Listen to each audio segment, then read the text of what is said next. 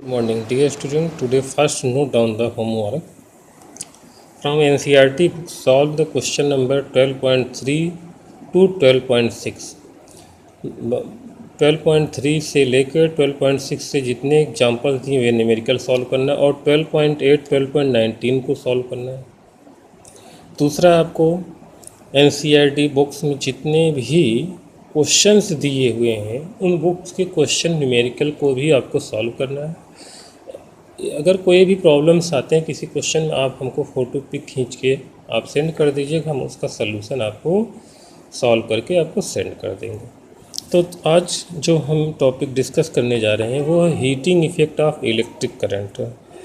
जो हमारा टॉपिक आज का है वो है हीटिंग इफ़ेक्ट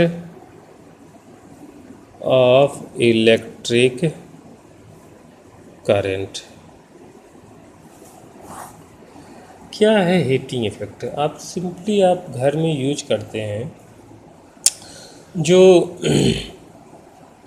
फ़ैन चलता रहता है, कुछ देर बाद बहुत देर चले तो गर्म हो जाता है। आयरन है हमारा, गर्म हो जाता है, हीट हो जाता है। इन्वर्टर की यूज करें वो भी हीट हो जाता है।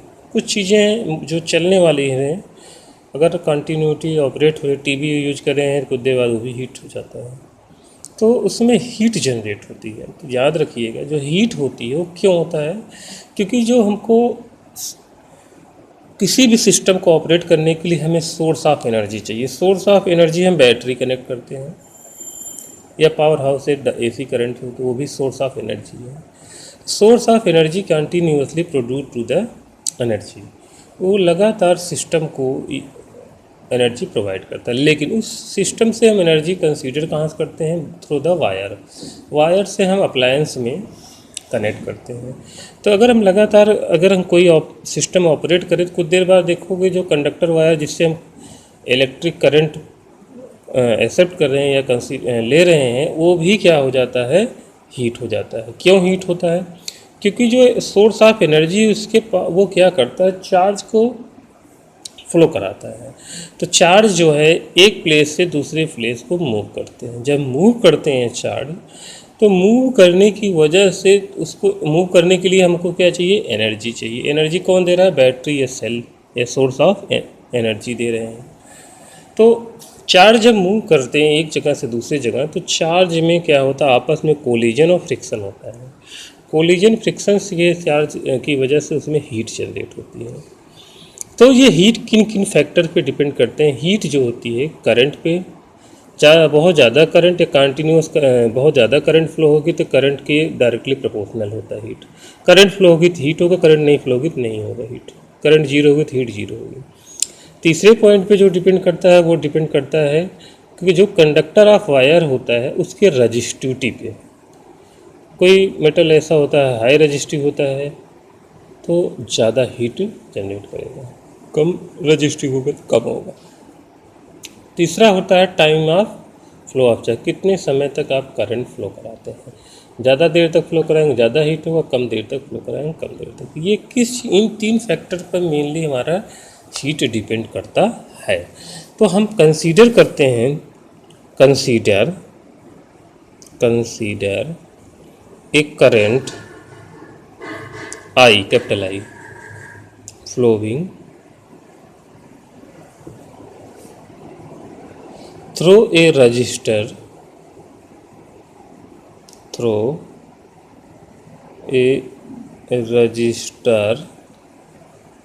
R. Let the potential difference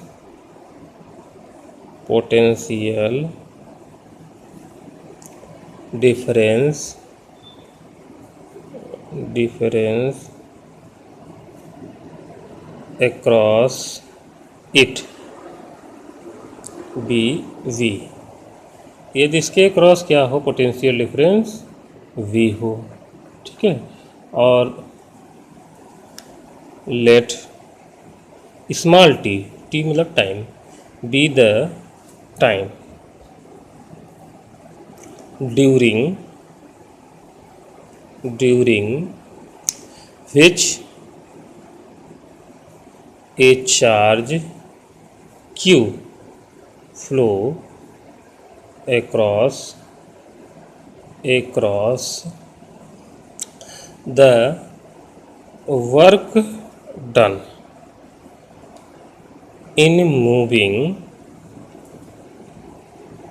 the charge capital Q through a potential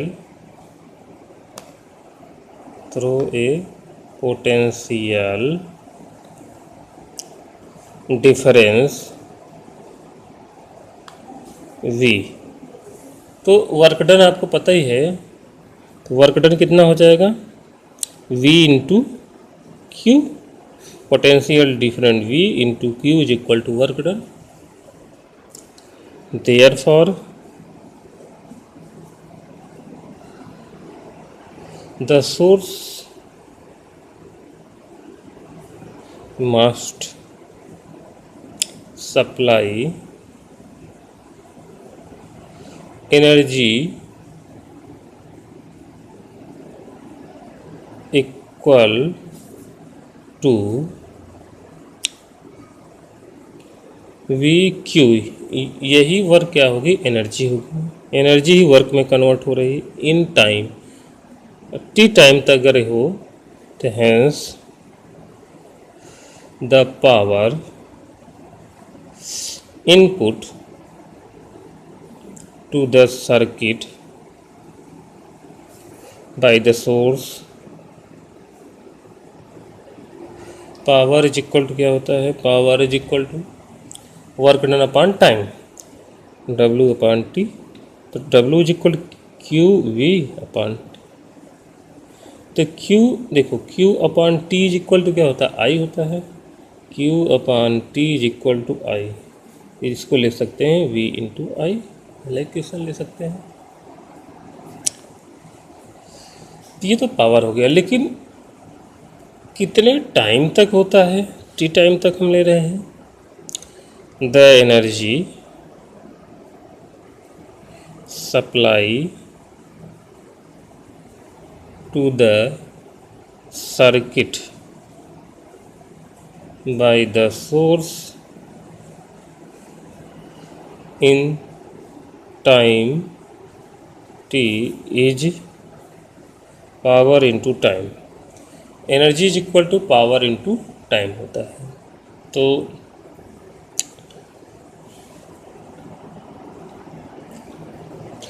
यही एनर्जी किस में कन्वर्ट हो रही है, हीट एनर्जी में। तो आपको निकल द अमाउंट ऑफ हीट को हम H से जनरेट कर रहे हैं, H से हम डिनोट करते हैं। The amount of heat produced in time T is क्या हो जाएगी, heat is equal to power into time, V I into T. आपका हीट निकल जाए V I into T. Equation 2 ले लो। अब इसमें अगर हम ओम्स लॉ लगाएं, from Ohm's law, Ohm's law के अकॉर्डिंग अगर हम देखें तो H is equal to V I T है। अगर हम V को चेंज करते, V is equal to I R होता है, तो हम V की जगह हम क्या रख दें, आई आर, तो हमको मिल जाएगा I R into I into T, तो हो जाएगा आई स्क्वायर आर टी। एक रिलेशन ये हो गया heat, H is equal to I square R T. यदि इस सेकंड इक्वेशन में हम चेंज कर दें, I is equal to V upon R लिख दें इक्वेशन में, हीट में ही।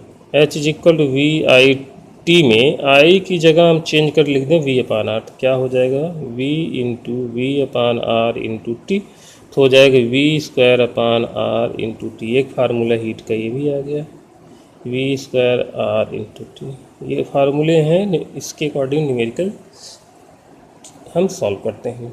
तो हीट के हमारे कितने फार्मूले हो गए, 3 हो गए। एक तो ये हो गए H is equal to V I T, H equal to I square R T, H equal to V square upon R into T. ये 3 फार्मूले हमारे हीट के हैं जो हमें याद करना है, और इससे हम न्यूमेरिकल सॉल्व करेंगे।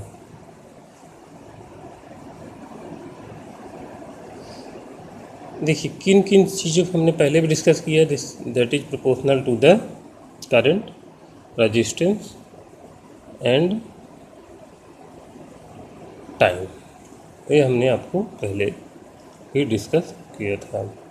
तो जो इसकी यूनिट होती है, यूनिट क्या होगी ज़रा एक ही देख लीजिए। यूनिट ऑफ हीट एनर्जी, जो एसआई यूनिट होती है वो होती है जूल। क्या होती है? जूल्स। बाकी हम निकाल सकते हैं इससे वोल्ट, एम्पियर, सेकंड, इसी को हम जूल बोलते हैं। This is the SI unit is joule. Thank you.